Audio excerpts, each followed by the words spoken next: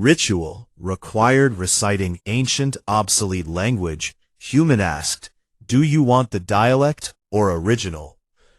The great chamber of the conclave had never felt so cold, and High Priestess Velthara could feel the weight of despair pressing down on everyone present. As she stood before the assembled representatives of 7 different species, who had come together in their darkest hour.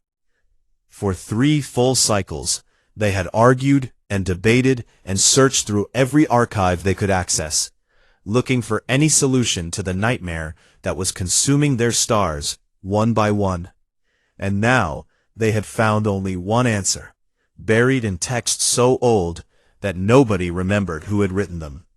The devouring swarm had already taken 47 inhabited systems in the outer regions, and every fleet sent against it had been torn apart like paper in a storm, leaving nothing but silence where billions of lives had once existed. Velthara lifted the ancient scroll with her 4 trembling arms, and looked at the symbols that covered its surface, symbols that belonged to a language that had been dead for longer than her own species had possessed the ability to travel between stars. "The ritual requires a speaker," she announced to the gathered delegates, her voice echoing through the obsidian chamber. "And the language required for this ritual has been dead for over 12,000 standard years, according to our translation matrices." Ambassador Grothek of the Velmari shifted his massive chitinous body and let out a sound that the translator rendered as a sigh of pure hopelessness. His bioluminescent patches flickering in shades of blue that indicated deep sorrow. "Then we have already lost," he rumbled, "because no species in the known galaxy maintains knowledge of dead tongues, since languages exist only as tools for communication, and when a tool becomes obsolete, it is discarded and forgotten as it should be." The other delegates murmured their agreement, because this was simply how civilizations worked, and everyone knew that holding on to useless things was a sign of inefficiency that no advanced species would tolerate. Scientist Prime Yalix, whose crystalline body caught the dim light and scattered it into rainbows across the dark walls, stepped forward with a chime that indicated she wished to speak. "The language is called Latin," she said, "and it belonged to a species on a small planet in the outer spiral arm, a planet that we have only recently made contact with." "The humans," Velthara said, and her voice carried a note of doubt that she did not bother to hide. "You would suggest we trust the fate of 7 civilizations to a species that still resolves conflicts with physical violence and keeps predatory animals in their living spaces?" "I would trust anyone who might save us," Yalix replied simply.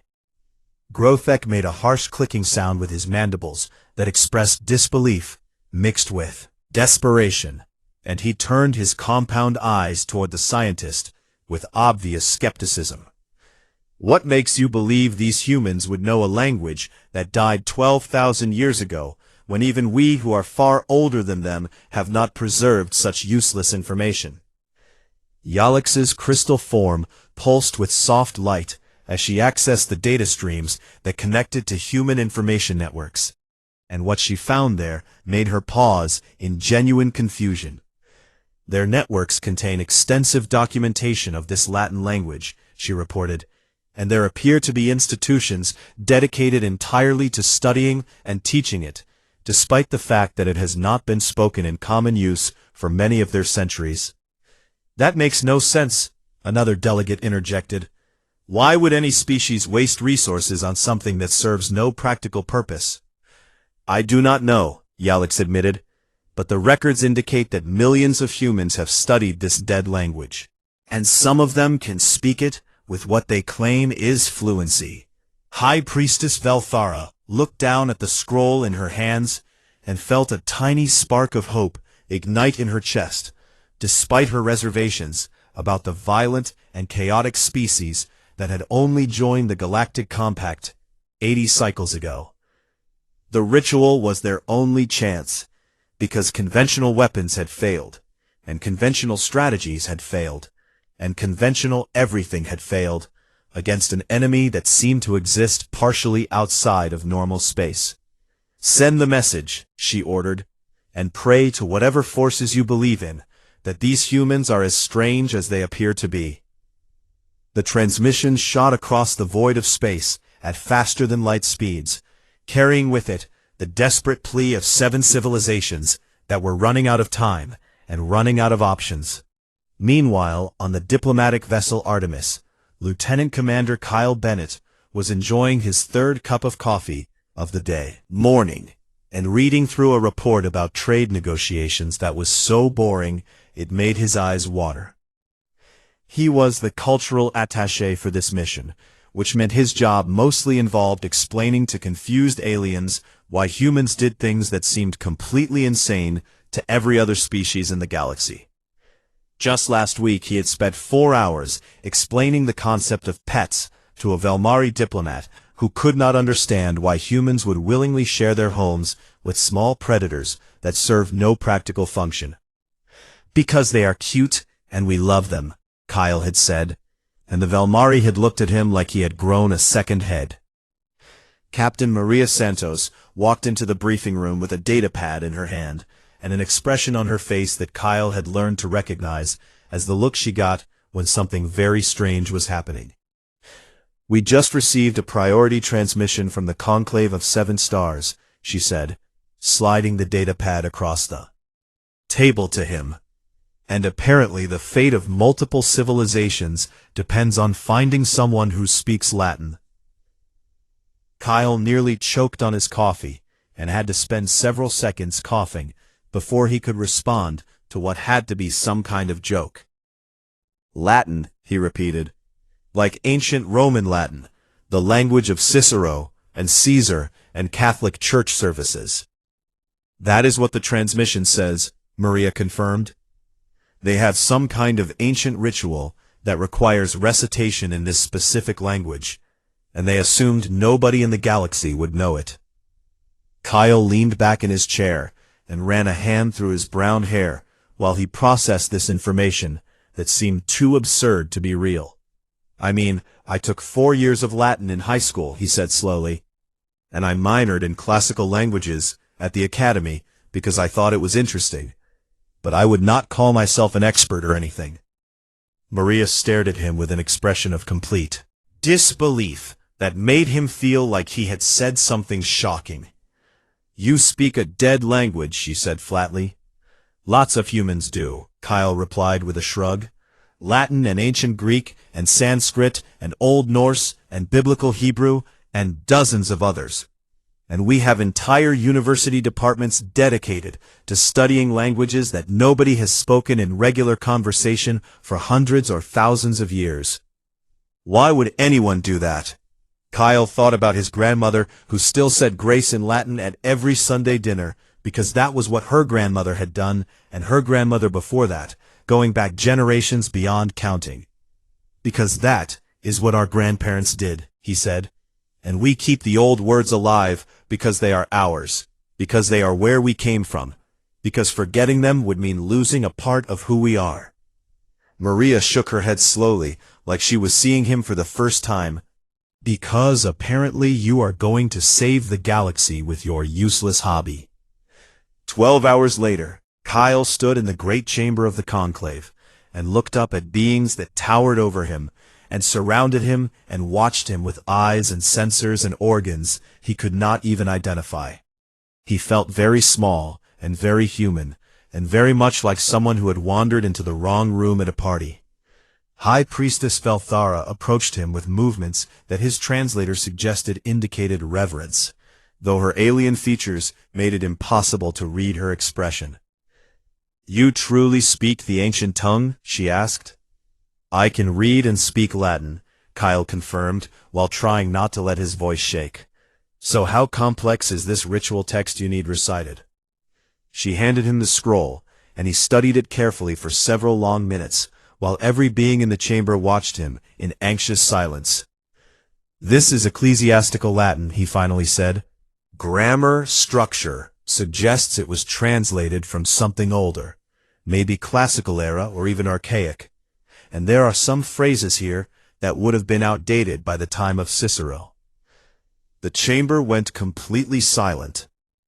You can identify the age of specific words within a dead language? Velthara asked with something that sounded like wonder in her translated voice. Sure, Kyle said casually. Languages evolve, even after they stop being spoken in daily life, and different periods had different conventions and styles. So this construction here is the kind of thing you would find in early Roman religious texts, before Greek influence really took hold. Ambassador Grothic leaned his massive body forward, and his bioluminescent patches were flickering in colors that Kyle could not interpret.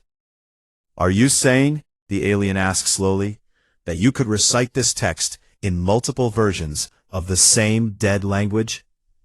Kyle looked up from the scroll and met the compound eyes of a being that could crush him without effort. And he smiled the smile of a man who had finally found a use for 4 years of high school Latin. Do you want the dialect or original?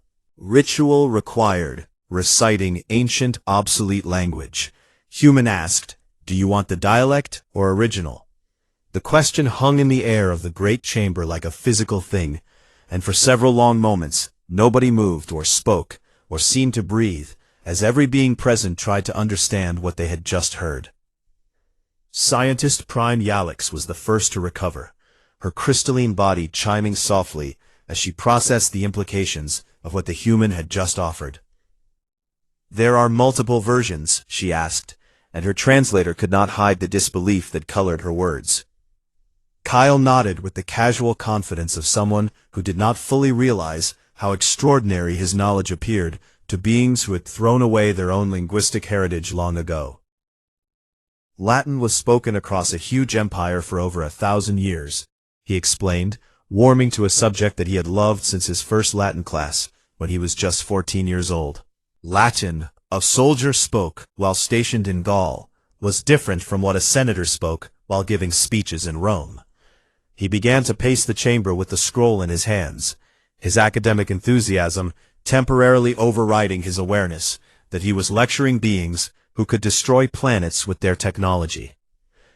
And that is not even counting the Latin that priests spoke in medieval monasteries centuries after the Roman Empire fell, or the regional variations between different provinces, or the class distinctions between educated speakers and common people, or the natural changes that happened over time as the language evolved.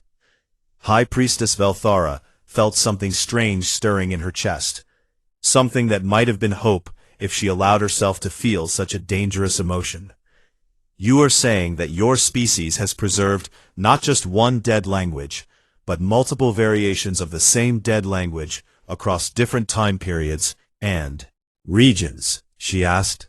For Latin specifically, yes, Kyle said, and we do the same thing for ancient Greek and Sanskrit and Hebrew and Arabic and Chinese and dozens of other languages that have changed so much over time that the old versions are basically different languages. Ambassador Grothic made a sound that the translator could not properly render, something between confusion and amazement that his species had no word for. Why, he demanded, why would any civilization waste so much effort preserving information that serves no practical purpose, when those resources could be used for expansion or defense or technological advancement? Kyle stopped pacing and looked at the massive alien with an expression that suggested he found the question strange. Because it is ours, he said simply, because my grandmother still says the same prayers in the same language that her grandmother said, and her grandmother before that, going back almost 2,000 years. And if we let those words die, then we lose that connection forever. Connection to what? Grothic pressed. Your ancestors are dead, and cannot benefit from your preservation of their speech patterns. Connection to ourselves, Kyle replied, to who we are, and where we came from, and how we got here. Because we are not just the people alive today, but the sum of everyone who came before us. The conclave members exchanged glances that carried meaning Kyle could not interpret. Silent communication, between species that had known each other for millennia and had never encountered a civilization quite like humanity. Scientist Prime Dialect stepped closer to the human with obvious fascination, her crystal body refracting the chamber lights into patterns that danced across the walls. "This text you hold," she said carefully. "You mentioned that it appears to be a translation from something older. So can you explain how you determined this from simply reading it?"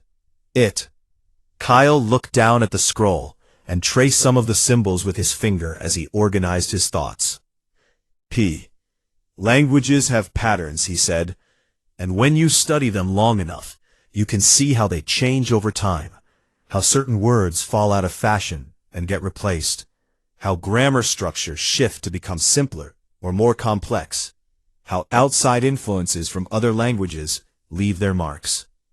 He pointed to a specific passage on the scroll. This phrase here uses a construction that was common in early Roman religious texts, but had already become archaic by the time the Republic gave way to the Empire. So whoever wrote this either lived during that early period or was deliberately trying to sound ancient and formal. But the scroll itself is 12,000 years old, Velthara interjected, far older than your species has existed. Kyle nodded thoughtfully, his academic instincts fully engaged now, despite the strangeness of the situation. Which means someone translated an even older text into Latin at some point, he reasoned. Probably because Latin was the sacred language of whatever culture they were preserving the knowledge for.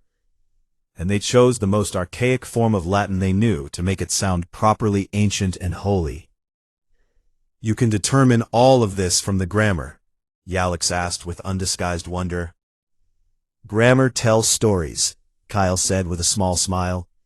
"And every choice a writer makes reveals something about when and where and why they wrote what they wrote, even thousands of years after they died." The chamber fell into a thoughtful silence as the aliens processed this information that challenged everything they believed about the proper relationship between a civilization and its past. For species like the Velmari and the Kinnari, the past was something to be overcome and surpassed, and eventually forgotten, because progress meant moving forward, and anything that slowed that forward motion was an obstacle to be removed. But the humans apparently saw the past differently, as something to be preserved and studied and carried forward into the future, like a precious inheritance. "I have another question," Grothek said slowly, "and I want you to answer honestly, even if the answer makes your species look primitive." "Ask anything," Kyle replied. "Do your people argue about the correct way to pronounce this dead language?" Kyle laughed out loud, a sound that startled several of the aliens who had never heard a human express genuine amusement. "Are you kidding?" he said. "We have been fighting about Latin pronunciation for centuries, and there are entire academic careers built around arguing whether the classical pronunciation or the ecclesiastical pronunciation is more authentic." "Fighting?" Velthara repeated. "You mean debating in scholarly forums?" "I mean actual heated arguments," Kyle clarified.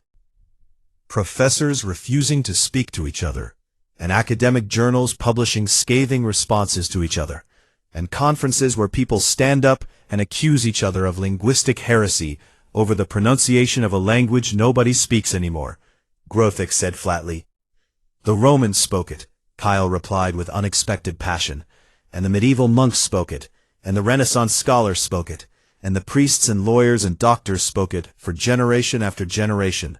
So getting the pronunciation right matters, because we owe it to all of them to honor what they created." The conclave members stared at him with expressions that ranged from confusion to something that might have been the beginning of understanding. High Priestess Velthara stepped forward and placed one of her 4 hands on the scroll that Kyle still held. "Lieutenant Commander," she said softly, "I must confess that when we sent our message asking for help, we expected to find perhaps one person in the entire galaxy who might recognize a few words of this dead language. and instead you found a species that argues about how to pronounce it correctly. Kyle finished for her. We found something we did not know existed, she corrected. A species that treats its own history as a living thing to be protected and preserved, rather than a burden to be discarded. Kyle thought about this for a moment, about the archives and libraries and universities back on Earth, where millions of people dedicated their lives to understanding the past, about the grandmother who taught him his first Latin prayer when he was just a small child, about the teachers who had patiently corrected his pronunciation until he could recite Virgil with something approaching the proper rhythm. The words are not just sounds, he said finally. They carry weight, the weight of everyone who ever spoke them before, and when I recite this ritual, I will not be speaking alone. What do you mean? Yalix asked. I mean that every human who ever studied Latin, every monk who copied manuscripts, every scholar who argued about verb conjugations, every grandmother who said grace in the old tongue, they are all still here in the words themselves. He lifted the scroll and looked at it with new understanding. You did not just find someone who speaks a dead language, he told them. You found 10,000 years of human voices waiting to speak through me. The chamber was utterly silent, and somewhere in the void between stars, the devouring swarm continued its advance, unaware that something ancient and powerful was about to wake up and push back. The preparations for the ritual took 3 full days, and during that time, Kyle found himself surrounded by alien scientists and priests who studied him like he was some kind of exotic specimen that they could not quite understand. Cannot reach across anything. Kyle smiled and shook his head gently. When my grandmother taught me my first Latin prayer, she told me that words have power, he said, and not the kind of power you can measure with your devices, but the power of connection, the power of belonging to something bigger than yourself. This is a religious concept, Kyle admitted. Or maybe it is just human, because we have always believed that the past matters, that the people who came before us deserve to be remembered and honored.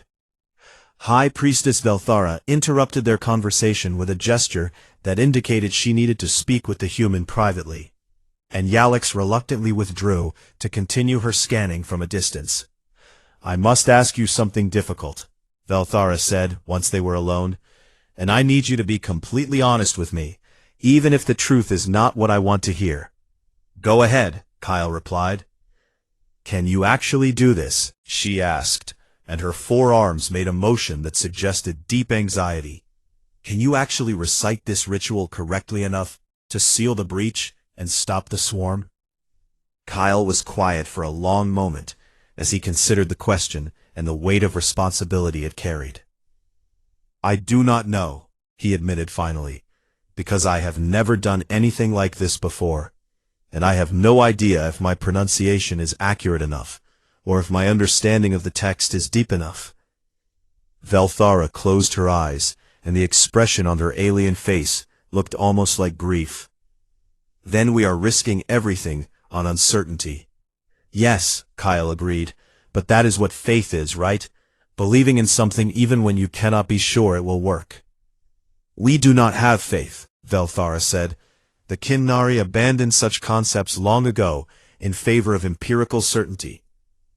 Then maybe it is time to try something new, Kyle suggested, because your empirical certainty has not stopped the swarm, and your advanced technology has not sealed the breach.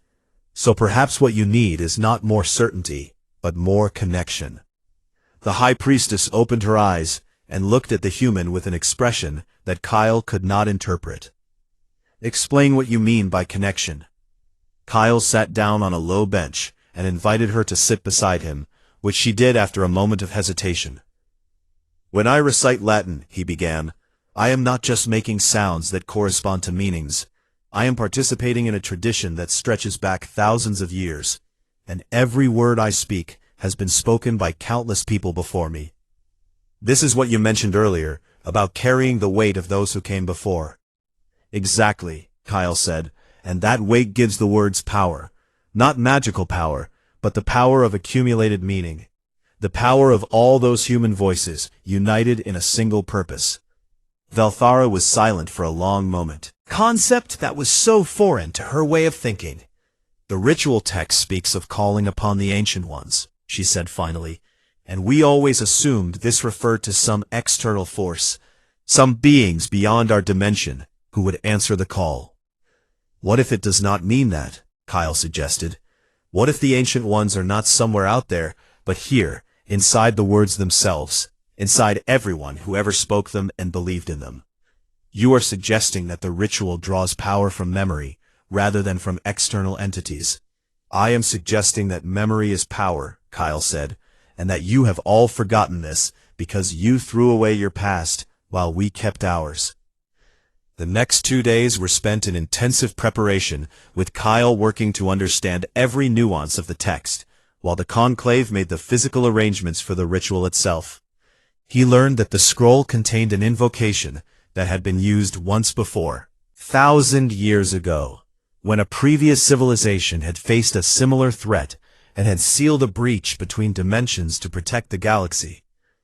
That civilization was long gone now, its name forgotten, and its achievements lost to time. But the words they had used to save themselves had survived, translated and preserved across millennia, until they reached a human who could speak them with understanding. The irony is not lost on me, Kyle told Captain Maria Santos during one of their brief communication sessions, that a species as young as humanity ended up being the keepers of knowledge that belongs to a civilization older than any other in the galaxy. How are you feeling? Maria asked, and her concern was evident in her voice. Terrified, Kyle admitted, because if I mess this up then billions of people die, and no pressure or anything, but the fate of known space is apparently depending on my ability to pronounce dead languages correctly. Fine, Maria said with more confidence than she probably felt. What makes you so sure? Because you are not doing this alone, she replied, and you said it yourself. You have 10,000 years of human voices backing you up. Kyle smiled despite his fear. I said that to sound impressive in front of the aliens. Well, it worked on me too, Maria said, so maybe there is some truth to it. On the morning of the ritual, Kyle stood in the chamber wearing simple robes that the Kinari had provided, and holding the scroll that contained words older than human civilization. The 7 species of the conclave had arranged themselves in a circle around him, each contributing their own energy to the ritual matrix that would amplify whatever power the invocation contained. High Priestess Velthara stood directly in front of him, her 4 arms raised in a gesture of invitation and blessing. You have studied the text, she said formally. Have, Kyle confirmed. You understand what is at stake? I do. Then speak the words, Velthara commanded, and may whatever forces exist in this universe guide your voice. Kyle closed his eyes and took a deep breath, filling his lungs with air that felt electric with anticipation. He thought about his grandmother, sitting at the old wooden table, teaching him to say grace in the language of the church. He thought about his Latin teacher in high school, a strict woman who had drilled verb conjugations into his head until he could recite them in his sleep. He thought about the monks in their cold stone monasteries, copying manuscripts by candlelight to preserve knowledge for future generations. He thought about the Roman soldiers who had carried their language to the edges of the known world, spreading words that would outlive their empire by thousands of years. And then he opened his mouth and began to speak. Slowly at first, careful and precise as he worked through the archaic constructions that were older than anything he had ever studied. But as he continued, something changed. The words began to flow more easily, as if they remembered how to be spoken, even if no living tongue had formed them in millennia. The chamber around him started to glow with a soft golden light that pulsed in rhythm with his voice. And Kyle realized that he was no longer speaking alone. The chamber transformed around Kyle as he continued the recitation, the cold obsidian walls seeming to warm and glow with an inner light that pulsed in perfect rhythm with the ancient words flowing from his throat. He could feel them now, all of them, the countless voices that had spoken these syllables and similar ones across the long centuries of human history. There was his grandmother at her wooden table, with her hands clasped and her eyes closed, speaking the same blessing she had spoken every Sunday for 60 years. There was the young monk in his freezing cell, his fingers stained with ink as he copied sacred texts by the light of a single candle, whispering the words as he wrote them to keep himself warm. There was the senator in Rome, with his white toga and his proud bearing, addressing the crowd in the language of law and empire. There was the priest in the great cathedral, his voice echoing off stone walls as thousands of faithful listened to words that connected them to something eternal.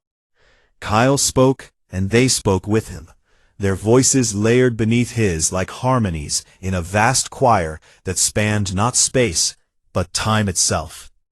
High Priestess Velthara watched with her 4 eyes widened in shock as ghostly images began to flicker around the human, transparent shapes that wore clothing from 100 different eras and carried themselves with the postures of 1,000 different cultures. "What is happening?" Ambassador Grothek demanded, his bioluminescent patches flashing in patterns of alarm. "Where are these apparitions coming from?"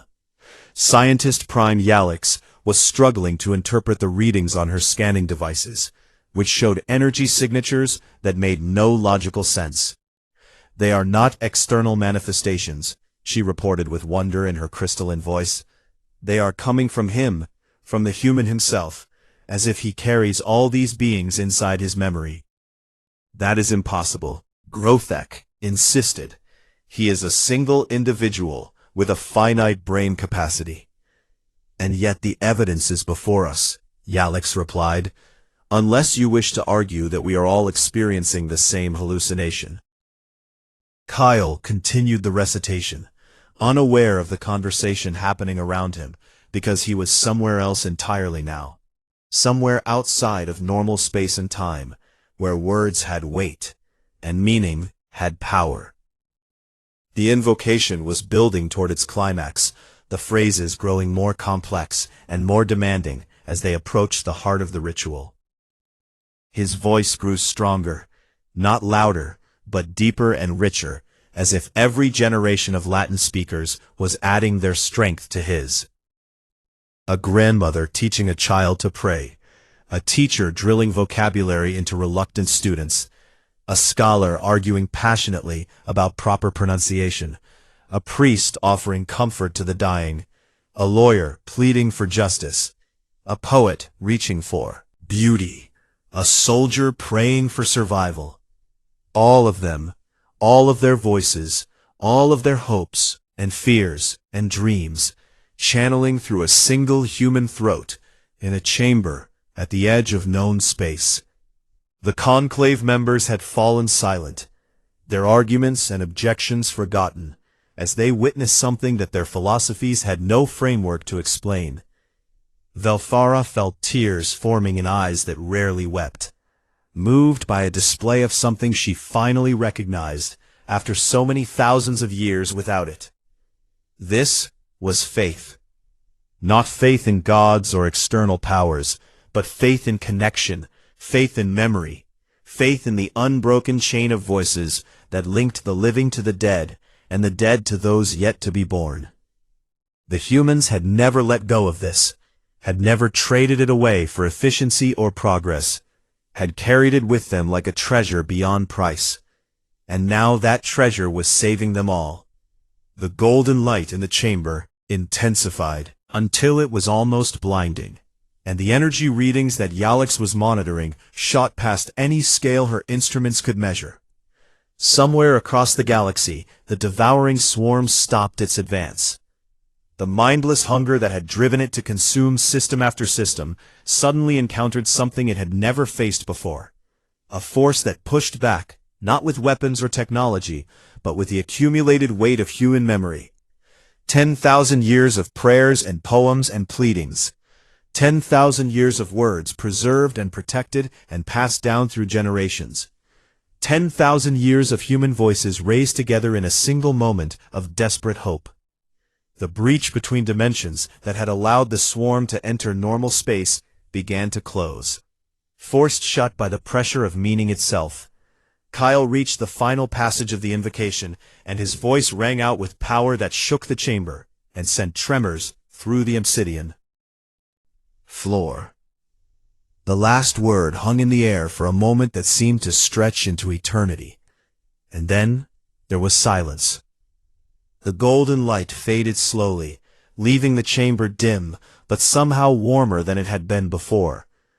The ghostly images around Kyle flickered and vanished one by one, returning to wherever they had come from, to the place where memory and meaning lived beyond the reach of time. Kyle opened his eyes and swayed on his feet, exhausted in a way that went beyond physical tiredness. "Did that work?" he asked in a voice that came out as barely a whisper. High Priestess Velthara checked the ritual matrix with trembling hands, and then turned to face him with an expression that even his limited understanding of alien faces could recognize as relief. "The seal is complete," she announced, "stronger than any recorded measurement indicates it has ever been, and the swarm is already beginning to collapse without its connection to its dimensional source." Kyle nodded, and then sat down heavily on the floor because his legs refused to support him any longer. "Good," he said. "That is good, because I am going to need about a week of sleep and probably the biggest sandwich ever made." Scientist Prime Yalix approached him with her crystal body, still pulsing from the after-effects of what she had witnessed. "Lieutenant Commander," she said, "I must ask you something." "Sure," Kyle replied without opening his eyes. "When you were speaking, who were all those beings that appeared around you?" Kyle smiled tiredly. "My grandmother," he said, "and my Latin teacher, and every monk and priest and scholar who ever spoke those words or words like them, and every human who ever cared enough about our past to keep the old languages alive. They were memories." "They were more than memories," Kyle corrected. "They were connections, threads linking me to everyone who came before, and when I needed their strength they gave it to me because that is what families do." "Families," Yalix repeated with confusion, "but you were not related to most of those beings." "All humans are family," Kyle said simply. "We are all connected by the words we share and the stories we tell and the traditions we keep. And that connection does not break just because someone dies. It just changes form." Ambassador Grothek approached with movements that seemed almost hesitant, which was strange for a being of his size and status. "Human," he rumbled, "I owe you an apology." Kyle opened one eye to look up at the massive alien. "For what?"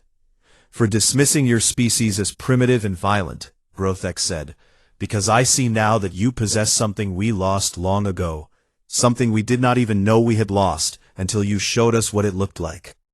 "What is that?" "Continuity," Grothek said, "connection to what came before. Are part of something larger than yourself, something that stretches back into the past and forward into the future."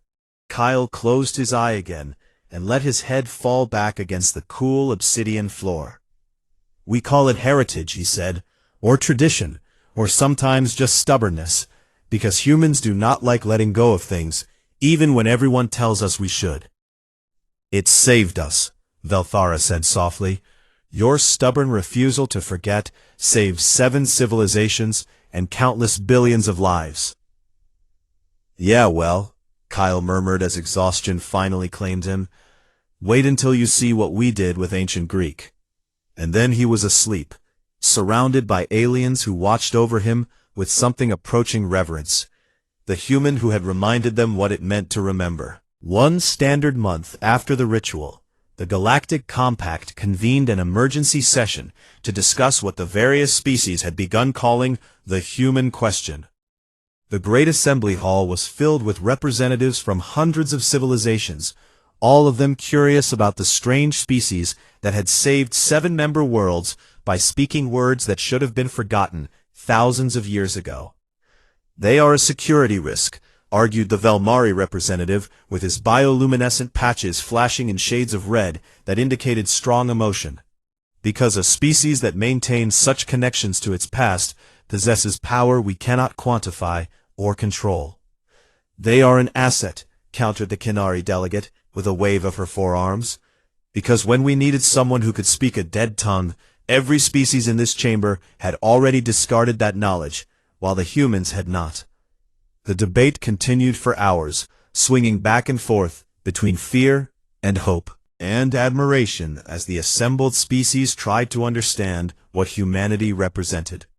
Captain Maria Santos sat in the observer section with Kyle, watching the proceedings with a mixture of amusement and concern. They are talking about us like we are a weapon, she murmured. We kind of are, Kyle replied softly. Just not the kind they are used to dealing with, because most species see efficiency as the highest virtue, and consider things like dead languages and old traditions to be useless clutter that should be thrown away. But not us. No, Kyle agreed. We keep our grandmother's recipes even when we have machines that can synthesize any food we want. And we maintain languages nobody speaks anymore. And we preserve music and art and stories that are thousands of years old because we cannot bear to let them disappear. On the assembly floor, a new speaker had taken the podium. A representative from a species Kyle did not recognize. What else the humans might have preserved, she was arguing. What other ancient knowledge might they carry without even realizing its value? Another delegate responded quickly. We have begun preliminary surveys of human cultural databases, and the results are remarkable, because they maintain active scholarly traditions in over 300 dead languages, and their religious institutions have preserved texts and practices spanning their entire recorded history. Maria shook her head slowly. We are basically the galaxy's hoarders. Memory keepers, Kyle corrected gently. We remember because someone has to, because the past matters, because the words our ancestors spoke shaped who we are today, and abandoning them would mean abandoning part of ourselves. The debate eventually concluded with a resolution recognizing humanity's unique cultural preservation practices as a protected heritage of galactic significance. Pressure humans into giving up their traditions for the sake of efficiency. Human linguists and historians and scholars found themselves in sudden demand across known space, invited to consult on ancient texts and forgotten rituals that other species had dismissed as irrelevant. As they left the assembly hall, Kyle found High Priestess Velthara waiting for them in the corridor outside. I have a question, she said, something that has been troubling me since the ritual. Ask anything, Kyle replied. When you were reciting the invocation, you offered us a choice between multiple versions, dialect or original, you said. So what would have happened if we had chosen the dialect instead? Kyle considered this for a moment, remembering the weight of all those voices that had spoken through him during the ritual. Probably would have worked anyway, he admitted, because the words are just the channel, and what really matters is the connection, the meaning, the weight of everyone who came before. He smiled slightly. But the original is always better because it is closer to the source and more authentic. And humans care very much about authenticity, even when it does not make a practical difference. Velthara was quiet for a long moment, her alien features unreadable. Your species frightens me, Lieutenant Commander, she said finally, and not because of your violence or your unpredictability, but because you remember everything and you let nothing go. Because the universe forgets, but humanity does not. Kyle shrugged with the casual acceptance of someone stating an obvious truth. Someone has to keep the old words alive, he said, and it might as well be us. They walked together toward the docking bay where the Artemis waited, the human and the alien priestess who had found unexpected common ground in a ritual chamber. Will you return to your homeworld now? Velthara asked. Said, because I've been away from Earth for almost a year, and I miss my grandmother's cooking. But I imagine there will be other rituals and other ancient texts that need someone who speaks dead languages. You sound almost eager for such challenges. Kyle laughed softly. I spent years thinking my knowledge of Latin was useless, and that I had wasted my time learning something nobody cared about.